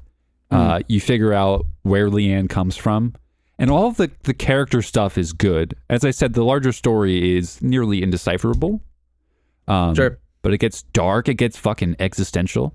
It gets existential, bro. Which is my catchphrase, apparently. But dude, I did like my top 10 favorite games all time, and it absolutely makes that. And anybody that is looking for recommendations for JRPGs, you have to try this game. And you just got to give you the caveat that you may never get it. Hit me up. I'll give you the advice so I can solve your problems in a couple tips, but you have to know those tips. Is there like a how-to video on YouTube somewhere or something like that people can go to? Like, I'm sure this feels ripe for that kind of thing. Yeah, well, so the problem is it's not very popular. Like I'm not doubting there is that video, but it's just not super popular. There's got to be that video with 200 views out there somewhere, and those 200 people are like, "Thank you, I can finally play this fucking game that I spent $60 on." I have no idea how to engage with it. Yeah, for sure. Highly recommended. It's one of the best games of all time. Resonance of Fate is so good. Well, I mean, before you wrap up, how are some of the more like aesthetic things? Like how are the graphics? How is the music? Bad. All right, moving on. Talked about the good stuff. It's got the PS3 blandness problem. Yeah, it's a like a steampunk aesthetic. Like the home city is called Ebel City, and it's got like literal fucking gears in the background, like steampunk too far. But it's very gray, and a lot of the world is gray. It is just gray. And the areas don't get much more different than that. You go to like caves. There's this one beautiful crystal cave, which is stunning for both story reasons and aesthetic reasons. And then the music is not like, it's not near good, but it's certainly fun. It's a lot of kind of anime does rock music. You know what I mean? For sure. A lot of that going on. And then when you're walking around towns, it's kind of the simpler orchestral themes, which are very good. It's just nothing to like super write home about. It's not a soundtrack I listen to like on my own per se. I don't seek out the Resonance of Fate soundtrack. Yeah. It's called End of Eternity in Japan. The game? Yeah. It's weird, right? It's not even like a Japanese name. They named it an English thing in Japan. And then changed it, bringing over. I think Resonance of Fate is the dumbest title ever, and that's why I love it so much. Yeah, it's pretty the bad. Resonance of Fate. Oh my god! Like End of Eternity. I'm so blind to that shit, dude. Yeah, that's just what all JRPGs are called, right? For sure. What End of Eternity, right? Yeah, but you're right. If that's something that like actually like becomes a barrier, why are you playing video games, bro? They're all fucking stupid. Get over yourself. Strap in and enjoy yourself. Yep. So yeah, I mean, any closing thoughts on Resonance of Fate? Play it. Steam, PS4, PS3. It's real cheap on PS3 if you can play it that way. Yeah. It's unfortunately like $40 on PS4 and Steam. There's no physical version, but you can get a physical copy real cheap on PS3. If you like JRPGs, you definitely should try it. There's literally nothing like this game. One of the most unique games I've ever played. Heck yeah. And we got to celebrate creativity. So shout the fuck out. And it sounds like it's not that hard to get your hands on. So give me a sequel. Let's go, dude. Okay, so why don't we talk about, a game that is basically Resonance of Fate adjacent? Keaton, what are you bringing? So they're gonna do them like that. Do them dirty like that. Digging me right into a hole. Yeah, Tetris Attack, everybody. Yes, let's go. Tetris Attack. Love Tetris Attack. The version I've been playing of this puzzle series is actually Pokemon Puzzle Challenge for the Game Boy Color. What? I thought you meant Pokemon Puzzle League for the Nintendo 64. Whoa, yeah, no, they released at the same time, but basically, I mean, it's the same core gameplay, but all the side modes and everything are different. But yeah, those released like at the same time. Pokemon Puzzle League for the N64 was like based on the anime, has a lot of imagery from that, and then Pokemon Puzzle Challenge is more based on the Gold and Silver games. I had no idea this existed, Keaton. You were blowing my fucking mind right now. Really? This was a favorite of mine when I was a kid. Yeah, here's the Game Boy Color cartridge. If I can get my fucking cam to focus. Oh, you can see, no, Keaton's too cute. Is that from childhood that you've owned it? No, I had to buy another copy. For some reason, I had gotten rid of it, which is so weird to me because I've always loved that game. Yeah, I had it when I was like 10 years old or something, one of my first Game Boy Color games. And played it off and on when I was a kid. And then like years later, we were at a mutual friend friend's house, and I think we were all, or at least you and I, Johnny, we were playing Tetris Attack. And like I sat down, I played that on the Super Nintendo, and I was like, I fucking love this game. It seems familiar for some reason. I don't know why. And it didn't even click literally until like a few months ago when I like got this copy of Pokemon Puzzle Challenge, and I was like looking into the history of, like where did this game come from? Right. And it's been around for a while. The original release in Japan is called Panel de Pon. It's a Super Famicom game, and it's all, it's just like an original IP. It's all the imagery is just like kind of generic, cute, like little fairy girls. And so that got re-released in America as Tetris Attack. They slapped the Tetris name on it. They switched the fairies out for Mario characters, and they called it a day, pretty much. And it's pretty much exactly the same game. Isn't it just Yoshi and then I think generic? it is just Yoshi. And then generic. They are absolutely Mario-esque characters, but I don't think any of them are actually from Mario. But they're like right. in that Yoshi-esque style, or I like think Mario villains. They are, like what's it even called? Like the Yoshi game with Baby Mario on his back. Yoshi's Island. Yoshi's Island. Yeah. They're all, I think they're all like enemies, like the big fire fucking guy and Poochie and Grinder. Shout out Poochie and Grinder theme. That song fucking slaps. But they're like from specifically actual Yoshi Mario, theme. right? Yeah, I think so. It's not Yoshi's Island specifically stuff. I think specifically Yoshi's Island. Yeah, I have not beaten that game. I haven't played very much of it. Should go back and play that. But anyway, so yeah, the series as a whole has had kind of a branding, marketing issue. It's been around for a while, but they kind of kept changing the name. It was Panel de Pon, then it was Tetris Attack. They like got permission from the owners of Tetris to call it Tetris Attack, which they later regretted, the Tetris people, because it has nothing to do with Tetris. Yeah, has zero to do with it. They just used it for name recognition. That sounds illegal. What? If they got permission, but like they did, yeah. I wonder, like in what ways does that like hinder the Tetris people? Just like confusing. It's confusing. Kind of. They're not making money on it.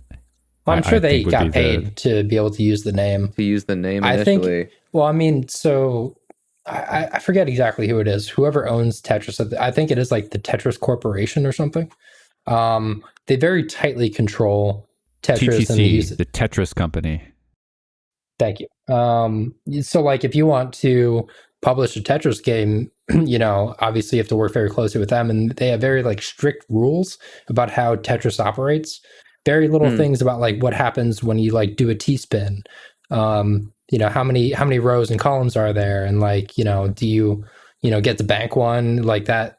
That was kind of a controversial thing at first, but that's like part of the standard formula now. But they have like a whole host of rules and everything that you have to abide by. So I don't know. They're very protective over that. That's so sweaty, dude. Oh my god.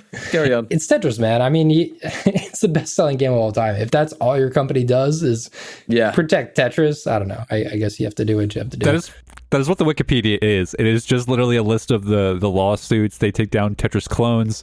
A YouTuber made an entire computer operating system that just ran Tetris, and they fucking got rid of that shit immediately. Wow. Oh my god, dog. Damn. Delightful. Yeah. So this series has nothing to do with Tetris. Correct. People either call it the Puzzle League series or Panel de Pon, if you're talking about the Japanese versions. But yeah, basically it's like a matching game. So you have colored blocks that rise up from the bottom, and if they hit the top, then you lose.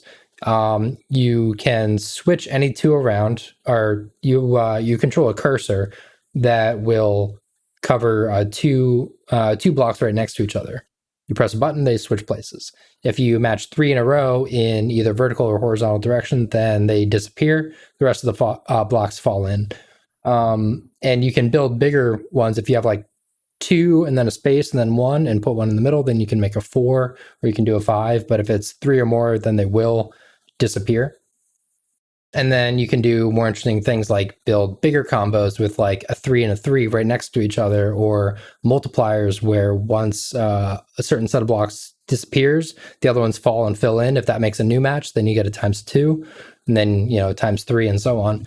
And it's insane as you're describing this, like how I can hear all of the sound effects in my head as you're getting multipliers and stuff like that. Like Tetris Attack is so ingrained in my head that like I'm playing this with alongside you, bro. Yeah. Carry on. So that's the basic gameplay, but it's just so good. It's clean as fuck, right? It's clean as fuck. Absolutely. It's so dead simple, but it, it's one of those things that just like, it takes you a second to learn, but the the ceiling on it is insane. It's incredible. It's actually competitive. Like that's how it's not Tetris in any way. It's about fucking up the other player. There is no better feeling in this world than you get a giant combo and you drop those blocks on your friends. You like get fucked, you goddamn loser. Yeah, so that's Tetris Attack like me, baby. Aspect. So yeah, if you're playing with someone else, then you get matches of a certain size, more than 3, or if you get multipliers, then you start dropping garbage onto the other person's playing field, and that is a long horizontal block that is just one solid piece. So it stops wherever the highest block is, and then keeps going up from there. And then you have to get a match that touches that one in order to turn that into the normal single blocks. Yeah. I guess so that if you're like, that is a way in which it actually is a little bit Tetris, that the fail state is the blocks pushing up past the screen.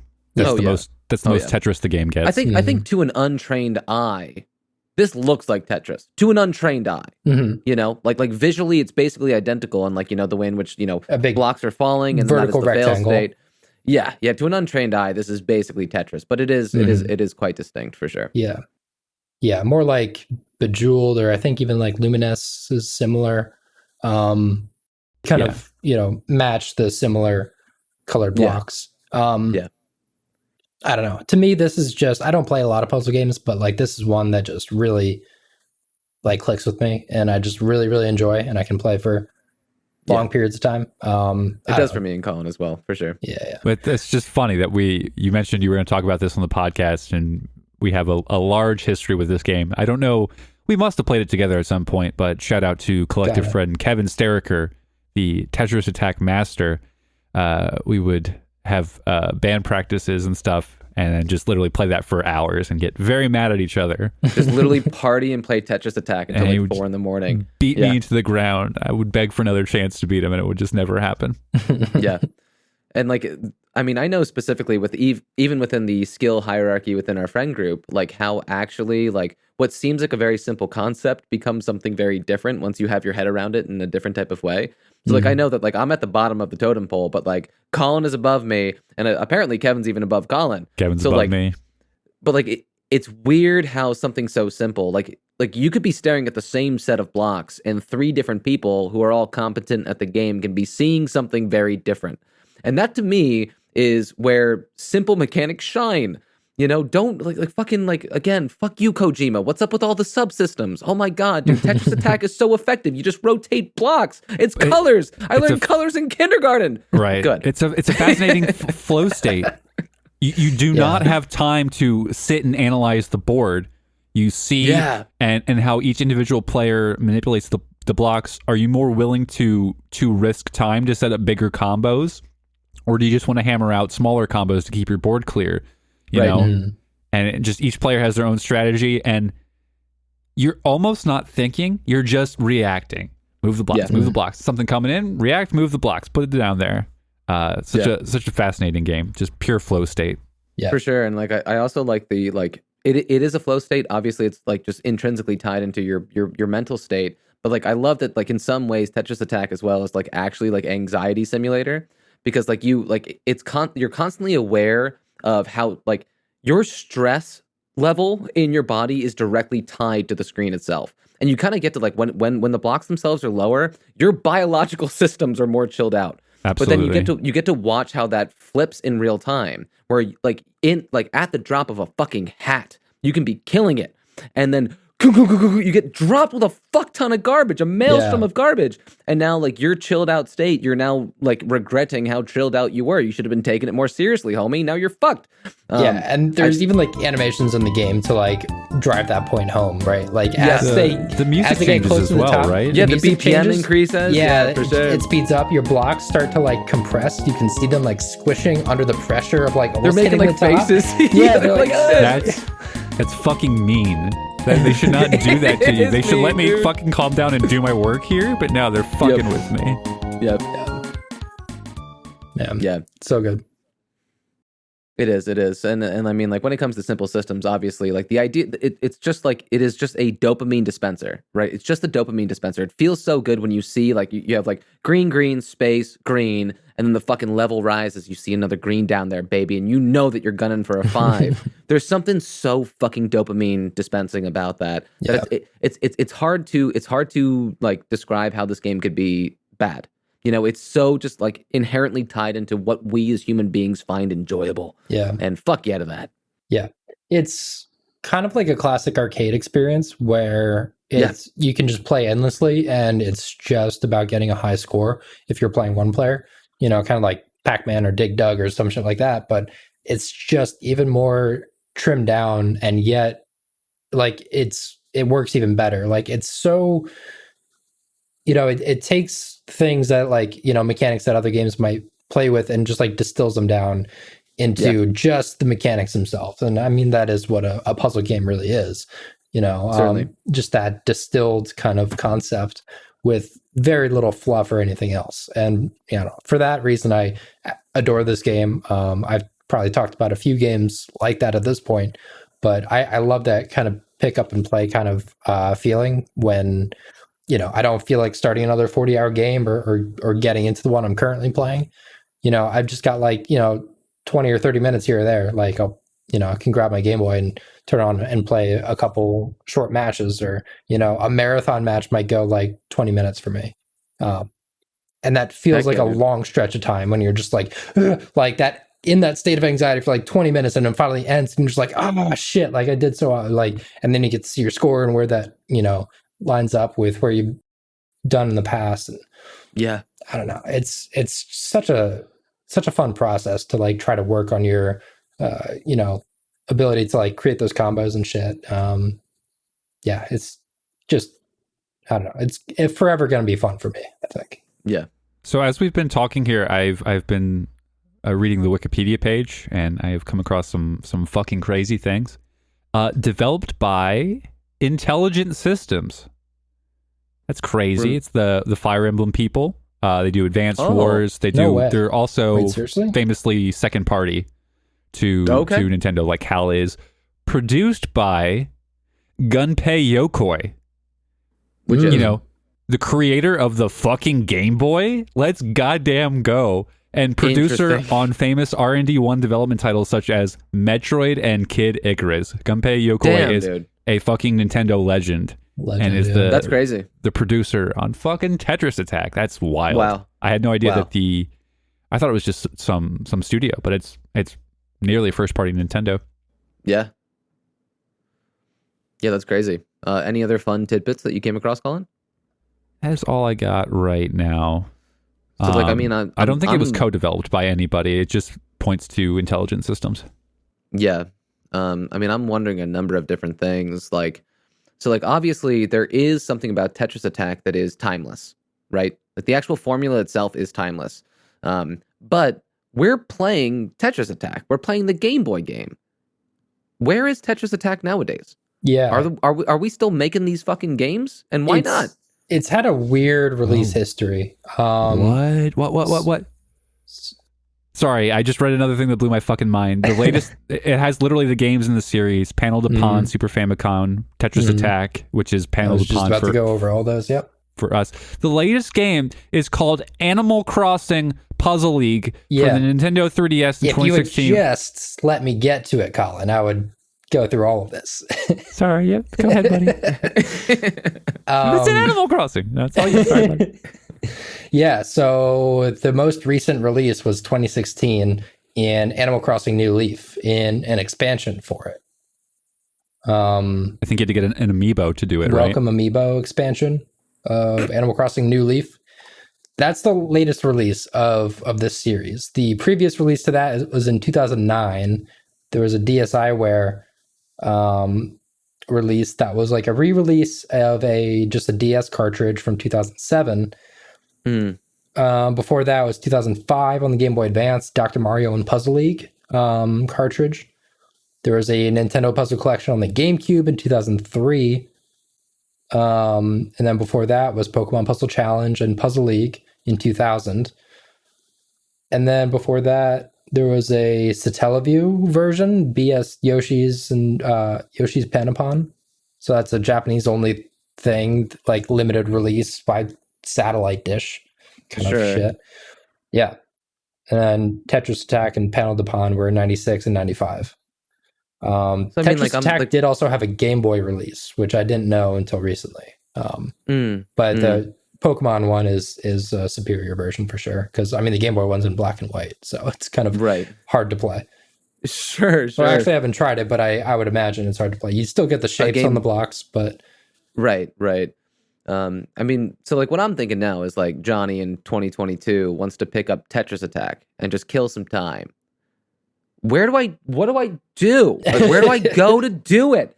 You know, so like, I mean, obviously, you know, there are obvious ways that you can do it, but I'm just wondering, like, I can, like, I have like, I don't know, 7 different systems like within arm's reach right now. I can play Tetris on each of them. Tetris proper. Yeah. Tetris Attack, don't have the same relationship to. So like, how do we play this game right now? You know, and why isn't it more readily available? Do you know what I mean? Why not? Yeah, I don't know. Like that's what I'm saying with like the branding, marketing problem they have. Like this is a fantastic puzzle game, but they've released it once in the last, 13 years. Like, what are you doing, Nintendo? It's crazy. Right. But like if they were to release it, what do they call it? I guess Puzzle League. But like, sure. And maybe some people will be like, oh, hey, this game is the shit. You should buy this when it comes out. But like, other than that, I feel like most people don't really know about it. Right. Because it has been so obscure, just like tied to other things that it doesn't stand out on its own enough.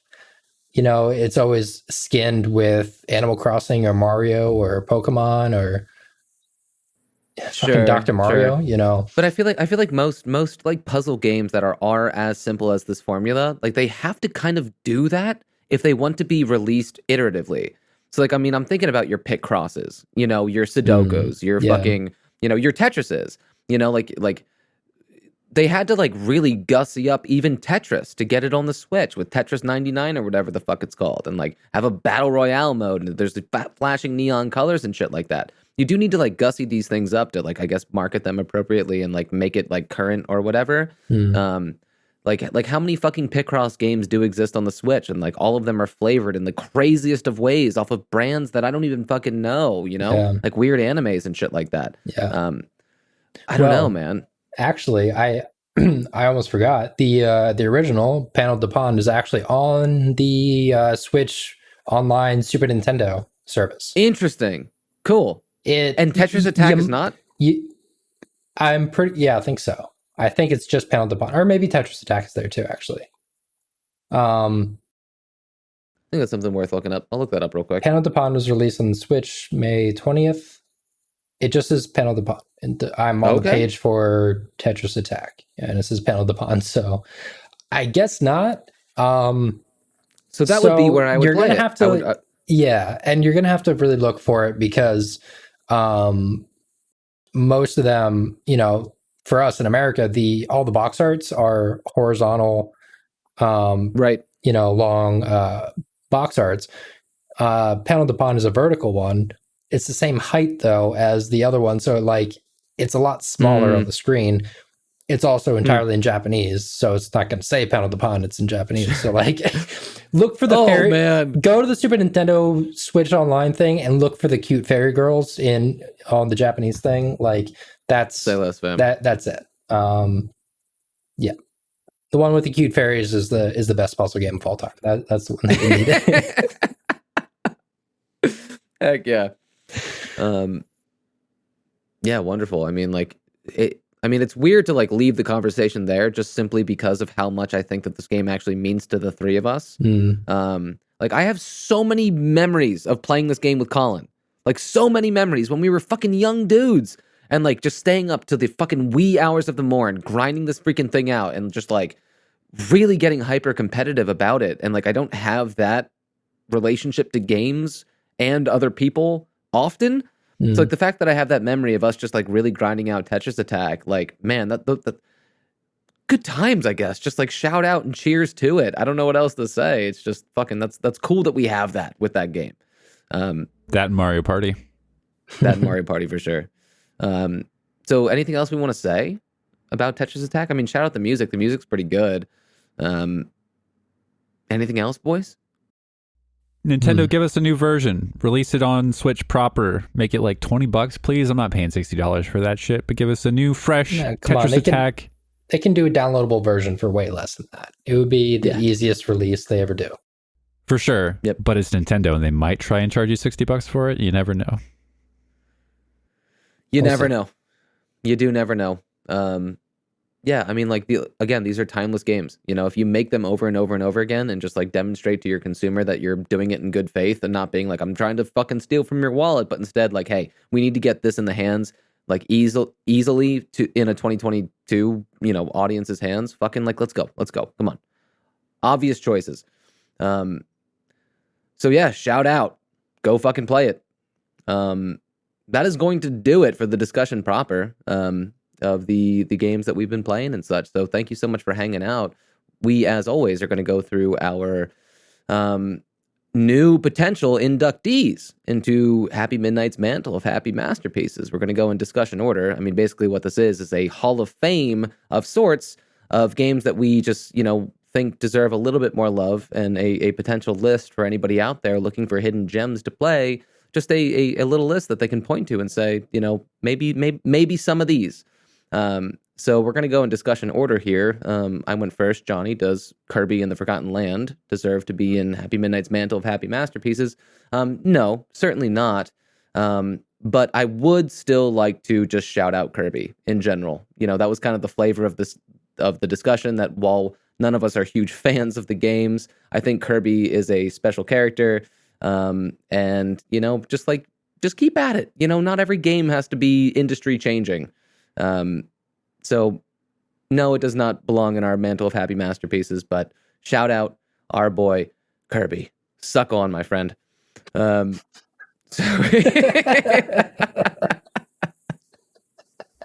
Keep on sucking. So we should, I mean, we've been kind of making it a meme that, like, you know, Happy Midnight's Mantle of Happy Masterpieces is in fact a pending name, but I think we should just rename it to Colin's favorite video games. Every game I pitched goes in. Let's go. Colin. Residents of Fate, of course.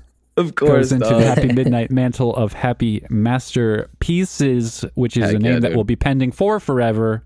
Yes. But go play Residents of Fate. You know what you should do? You should play Residents of Fate. Thank you very much.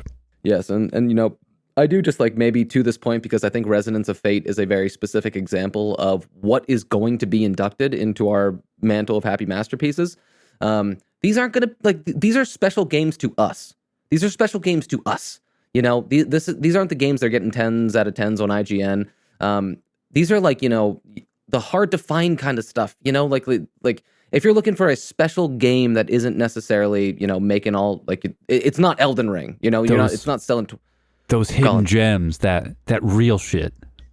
That real shit, dude. We're here to give you the real shit, okay? Oh my God, I'm cringing out of my seat. Just play these fucking games, Jesus Christ. Keaton, does any version of Tetris Attack thereafter belong in Happy Midnight's Mantle of Happy Masterpieces?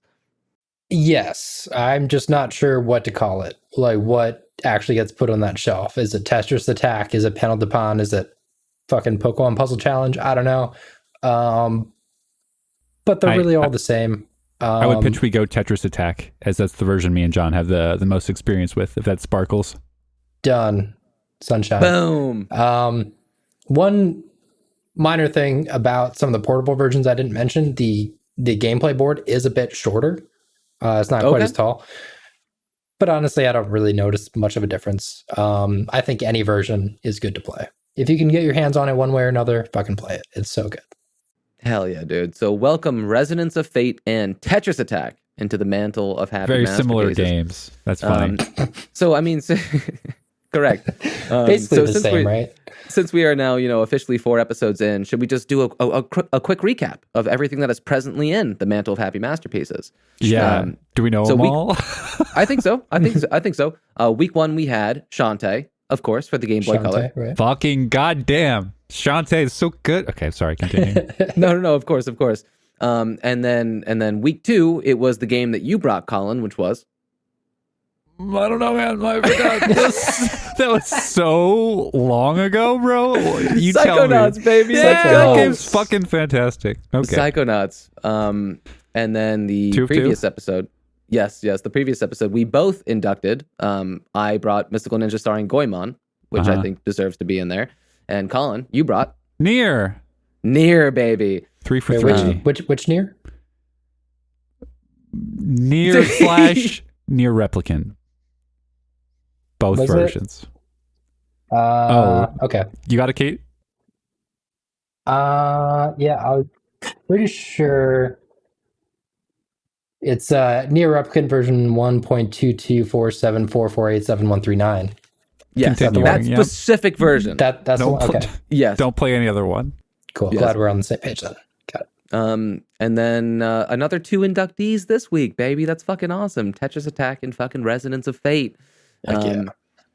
So shout out to all of those games. They're all special in their own right. They're all very different. But if you are just simply a lover of games, you can't go wrong with any of those titles. I'll have to shout out. I'll have to bring a game to the podcast that I hate, so I don't put every game I put in there. And I'm almost out of PS3 games that I like, unless I talk about Catherine next week. Oh no, dude! If you talk about Catherine next, oh no, maybe. So thank you so much to everybody listening. And hey, we will see you next time. And hey, do you know what? Hit the subscribe button real quick, and just and maybe a like or something like that. Thank and you. Let us know. What you've been playing in the comments. Let's fucking go, dude. Yeah, it's freaking time. Engage with the Let's community. engage, dude. Like seriously, do all that. engage. It's like if it's not woefully obvious, we care so much about this industry and these games and truly finding the gems and stuff like that. Let us know what you're fucking thinking. Come on. And we're nice, we promise. Most of the time. Come on. Most of the time. Hey, thanks for listening. And we'll see you next time. Happy midnight.